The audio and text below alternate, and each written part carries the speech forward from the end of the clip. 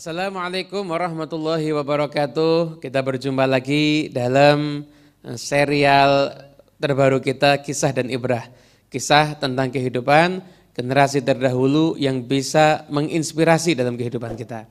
Mereka orang-orang yang dulu menjadi orang-orang yang sukses, dekat dengan Allah Subhanahu wa taala dan sukses pula dalam urusan dunianya. Apabila kita ingin mendapatkan hal yang sama, maka copy paste kehidupan mereka, terapkan dalam kehidupan kita, insya Allah kita pun juga sama-sama akan mendapatkan kesuksesan. Nah, di antara amalan yang penting untuk meraih kesuksesan, di antara amalan rohani adalah banyak bersolawat kepada Nabi Muhammad SAW. Ada satu hadis yang diriwayatkan tentang kisahnya Ubay bin Ka'ab. Ubay bin Ka'ab berkata pada Nabi, "Ya Rasulullah, aku akan memperbanyak sholawat kepadamu, maka berapa waktu sholawat itu akan aku jadikan di dalam doa-doaku?" Maka Nabi mengatakan, "Terserah kamu." Ubay menjawab, "Ya Rasulullah, kalau gitu 1/4. 3/4 saya akan doa, minta mobil, minta rumah, minta semua hajat saya, 1/4-nya saya akan sholawat." Nabi lalu menambahkan lagi, "Bagus, kalau kamu tambah lebih bagus." Oke. Setengah. Gimana? Setengahnya saya doa, setengahnya lagi saya sholawat. Terserah, kalau kamu tambah lebih bagus. 2/3. 2/3 hanya sholawat, yang 1/3 baru minta mobil, minta macam-macam. Kata Nabi, terserah, tapi kalau kamu tambah lebih bagus. Akhirnya Abu mengatakan, "Ya Rasulullah, saya jadikan semua waktu doa saya untuk bersholawat kepadamu." Maka Nabi menjawab, "Idzan tukfa hammak wa yughfaru laka dzambuk." Kalau seperti itu, maka keinginanmu akan dicukupi sama Allah dan semua dosamu akan diampuni oleh Allah Subhanahu wa taala. Dengan cara apa? Dengan banyak bersolawat kepada Nabi Muhammad. Lalu bagaimana dengan Ramadan saat ini? Apakah kita memperbanyak solawat? Tetap berbanyak solawat, dalam artian jangan mengurangi aktivitas solawat kita, namun tetap kita mengisi dengan membaca Al-Quran. Kalau baca Al-Quran mungkin kita harus menggunakan mushaf, tapi kita duduk itu bisa bersolawat, kita berdiri bisa bersolawat, jalan kaki bisa bersolawat. Pokoknya jangan pernah kehilangan waktu untuk memperbanyak solawat kepada junjungan kita Nabi besar Muhammad SAW. Nah, kisah pada kesempatan kali ini tentang seorang penjual parfum dari daerah Qurh. Nah, ada seorang penjual parfum yang terkenal orangnya itu soleh. Dia orang yang amanat, dia pedagang yang jujur. Nah, suatu ketika dia terbelit hutang dan akhirnya dia harus menutup sementara tokonya dan dia mengurung diri di rumah. Karena mungkin banyak didatangi orang yang akan nagih hutang dan dia nggak punya harta. Akhirnya dia isi waktunya di rumah untuk memperbanyak doa, memperbanyak salat sunnah, memperbanyak berselawat pada Nabi Muhammad. Sampai datang malam Jumat, maka beliau ini, seorang penjual parfum ini, berdoa sebanyak-banyaknya dan sebelumnya juga bersolawat dengan sebanyak mungkin. Selesai dia solawat, berdoa, kemudian dia terlelap tidur, maka dalam tidurnya berjumpa dengan Nabi Muhammad SAW. Maka Nabi mengatakan, datangi Ali bin Isa, yang saat itu menjadi seorang wazir, pejabat tinggi. Maka Nabi mengatakan, saya telah mengatakan pada Ali bin Isa untuk menyerahkan kepadamu harta 400 dinar. Ambillah dan gunakan untuk keperluan kamu. Nah, perlu kita ketahui hitungan angka dinar biar kita bisa membayangkannya, menghadirkan kisah ini real dalam kehidupan kita. 1 dinar itu ketika masa normal harga emas, itu pernah saya hitung kurang lebih hampir 2,5 juta. Nah, katakanlah 1 dinar itu 2 juta, biar kita menghitungnya gampang, 400 dinar itu berarti 400 dinar dikalikan 2 juta, berarti angkanya 800 juta. Nabi Muhammad SAW memerintahkan seorang pejabat memberikan uang 800 juta untuk siapa? Untuk orang yang rajin berselawat kepada Rasulullah SAW. Dan setelah terbangun dari tidurnya, maka orang ini berpikir, utang saya 600 dinar. Nabi memerintahkan untuk memberi 400 dinar. Berarti kalau dia punya hutang 600 dinar dan dia dapat dari pejabat tadi karena perintah Nabi 400 dinar, maka hutangnya dia hanya tinggal 200 dinar. Wah, lumayan itu. Kemudian setelah itu dia berpikir, tapi benar enggak mimpinya? Tapi dia teringat dengan hadis Nabi, fa inna syaitana la yatamatsalu bi. Orang yang lihat Nabi itu benar-benar lihat Nabi. Kenapa? Karena setan tidak bisa menjelmakan dirinya menjadi Nabi Muhammad. Akhirnya udah dah, aku datangi dah si pejabat itu. Didatangi ke sana, ternyata ditutup pintunya. Izin masuk nggak boleh, dilarang. Maka dia tunggu, dia sedih.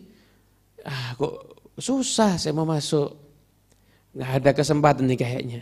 Yang jaga nggak kenal sama saya. Siapa saya? Saya cuma penjual parfum. Nah, keluarlah dari sisi pejabat itu, dari dalam rumah, sekelompok orang, di antaranya ada para ulama. Maka di antara ulama tersebut ada yang mengenal si tukang parfum. Setelah itu ulama tadi dipanggil, dikisahkan. Kemudian kata ulama, setelah mendengar kisahnya dia bermimpi berjumpa dengan Nabi Muhammad, ya berarti yang dicari ini kamu. Ini si pejabat Ali bin Isa ini, si wazir, dia lagi cerita, dia mimpi berjumpa dengan Nabi Muhammad, maka Nabi memerintahkan untuk memberikan uang sejumlah 400 dinar untuk salah seorang pedagang parfum yang ada di daerah Qurah. Ya, siapa lagi? Kita kalau nyari pedagang parfum semuanya kan bingung. Ini pasti kamu yang dimaksud.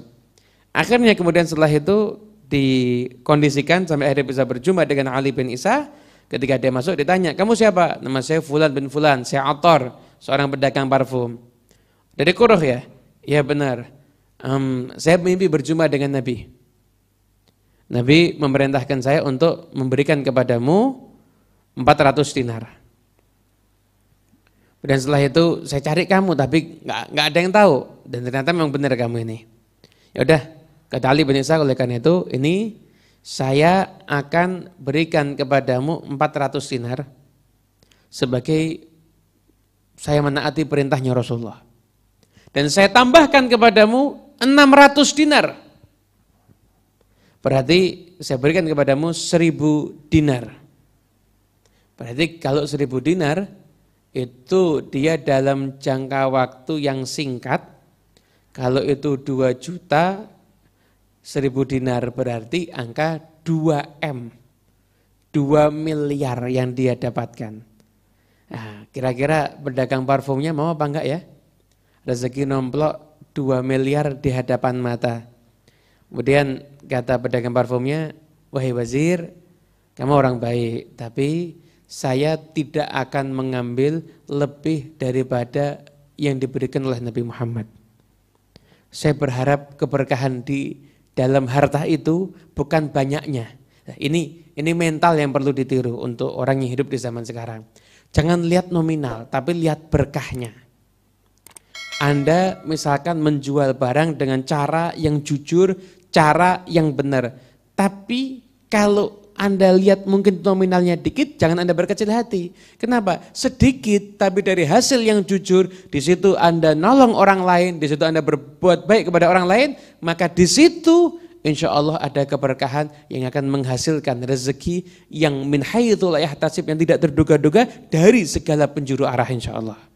Kemudian menangislah Ali bin Isa karena menyaksikan pedagang parfum ini benar-benar berharap keberkahan dari Nabi, hanya mau mengambil 400 dinar sesuai dengan yang disampaikan Nabi Muhammad dalam mimpinya. Maka dia ambil 400 dinar, kemudian dia kumpulkan semua orang yang dia punya urusan bisnis. Nah, dia kan punya banyak utang. Maka beliau mengatakan, saya udah dapat uang 400 dinar. Tapi ini uang berkah. Kasih saya tempo 3 tahun, saya akan gunakan uang ini untuk bekerja dan saya akan bayar hutang kepada kalian semuanya. Maka ketika itu saya enggak mau. Kamu sekarang bayar uang kita dulu sebagian, setelah itu kamu pakai untuk kerja sebagiannya, enggak ada masalah. Oke. Akhirnya setelah itu dia mengumpulkan daripada orang-orang yang punya hutang tersebut, maka dibayarlah ketika itu 1/3 dari hutangnya total. Karena dia punya hutang itu 600 dinar, 1/3 adalah 200 dinar, dia bayarkan 200 dinar, dan 200 dinar yang ada, yang itu berkah karena itu dari Nabi Muhammad, maka dia gunakan untuk berdagang. Dan hasilnya belum genap 1 tahun, maka dia telah memperoleh harta sebanyak 1000 dinar. Dan dia bisa melunasi semua hutangnya, bahkan beliau mengatakan wa mazala mali yazid wa hali yasluh. Maka selalu hartaku itu setiap saat bertambah dan keadaanku semakin baik. Alhamdulillah, ini semuanya berkat sholawat kepada Nabi Muhammad sallallahu alaihi wasallam. Nah, teman-teman yang dimuliakan Allah Subhanahu wa taala, saya akan menggarisbawahi cerita ini dengan 2 poin yang inti. Yang pertama, kita sholawat itu bisa menyelesaikan hajat-hajat kita. Bisa menyelesaikan banyak urusan kita kalau kita mau bersolawat kepada Nabi Muhammad. Tapi repotnya orang zaman sekarang ini, ketika baru mulai sholawat udah nanya, saya harus sholawat berapa kali? Kalau kamu mau sholawat sama Nabi, nggak usah dihitung, sebanyak-banyaknya kamu sholawat, maka akan semakin banyak kebaikan yang kamu dapatkan. Yang kedua, jangan pernah meremehkan harta yang berkah. Ada harta itu punya berkah. Bisa jadi harta itu berkah karena itu dagang Anda yang jujur. Bisa jadi harta itu berkah karena Anda mendapatkan pemberian daripada orang yang soleh. Bisa jadi harta itu berkah karena Anda punya muamalah dengan orang yang soleh, Anda ada bisnis dengan orang yang soleh, maka uangnya orang soleh tersebut yang yakin dari halal, itu menjadi satu keberkahan. Dan uang itu kalau Anda pakai untuk usaha, untuk jadi modal, maka akan berlipat-lipat menghasilkan keuntungan. Kenapa? Karena keberkahan yang ada di dalamnya. Oleh karena itu, di dalam masa-masa susah seperti ini, mari kita berbanyak sholawat dan jangan pernah meremehkan sekecil apapun hasil usaha yang kita dapat. Kenapa? Karena siapa tahu keberkahan, Allah buka pintu keberkahan pada hasil yang kita dapat tersebut. Semoga Allah selalu memberkahi kita semuanya. Wassalamualaikum warahmatullahi wabarakatuh.